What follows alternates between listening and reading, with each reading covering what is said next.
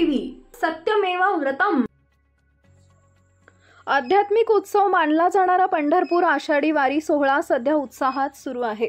लाखो वारकरी टाळ मृदंगाच्या गजरात आणि जय हरी विठ्ठलच्या जयघोषात श्री विठ्ठल रखुमाईच्या दर्शनासाठी पंढरपूरच्या दिशेने पायी प्रवास करत आहेत। ही परंपरा 800 वर्षांहून अधिक काळापासून अव्याहतपणे सुरू असून यंदा 6 जुलै 2025 रोजी आषाढी एकादशीला हा सोहळा पंढरपुरात संपन्न होणार आहे।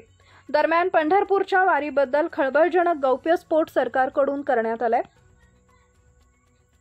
पंढरपूरच्या वारीमध्ये अर्बन नक्षल घुसल्यासंदर्भातील प्रश्न आमदार मनीषा कायंदे यांनी पॉइंट ऑफ इन्फॉर्मेशन मध्ये उपस्थित केला। पवित्र वारीमध्ये काही लोक असे घुसलेत जे देवाला मानत नाहीत, धर्माला मानत नाहीत, ते वारीबद्दल अपप्रचार करत आहेत। वारीमध्ये विठ्ठलाचे भक्त मोठ्या संख्येने येतात। वारीत कुणी कोणाला निमंत्रण दिलेलं नसतं। वेगवेगळ्या बोगस नावाखाली काही संघटना संविधान दिंडी, पर्यावरण दिंडी, लोकायत नावानं आहेत। या संघटना वारीत पथनाट्य करतात। एक दिवस तरी वारी अनुभवा असं म्हणतात। ही लोक हिंदू धर्मीय नाहीत, त्यांच्या पेहरावावरून कळेल। हडपसर दिवेघाट मार्गाने ही मंडळी सासवड इथं पोहोचतात। त्यांच्या वारीचा रूट आहे, ते QR कोड दिलाय जो ब्लॅक लिस्टेड आहे। हा हिंदू धर्माला बदनाम करण्याचा कट आहे। पंढरपूरच्या वारीचा अशा प्रकारे गैरफायदा घेत असल्याचा आरोप मनीषा कायंदेंनी केलाय। अनेक माता भगिनी डोक्यावर तुळशीची रोप घेऊन अनेक किलोमीटर चालतात, पण काही जण डोक्यावर संविधानाचं पुस्तक घेताना ही मंडळी दिसतात। संविधानाच्या माध्यमातून सभागृह चालू आहे।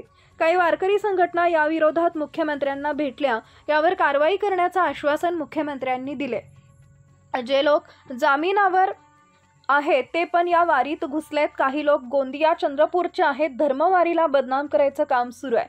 आमचा यावर आक्षेप आहे। मुख्यमंत्र्यांनी याची गंभीर दखल घेतल्याची माहिती देखील मनीषा कायंदे यांनी दिली आहे। 6 तारखेला आषाढी एकादशी आहे। या वारीचा कुणी गैरफायदा घेऊ नये, अशी लोक असतील तर त्यांच्यावर त्वरित कारवाई झाली पाहिजे। मागच्या एप्रिलमध्ये संविधानाच्या नावाखाली फेक नॅरेटिव्ह पसरवलं, ही तीच लोक नाहीत ना, असा प्रश्न मनीषा कायंदे यांनी विचारलाय। यात किती लोक आहेत हे पोलीस तपासतील, असंही पुढे मनीषा कायंदे म्हणाल्या।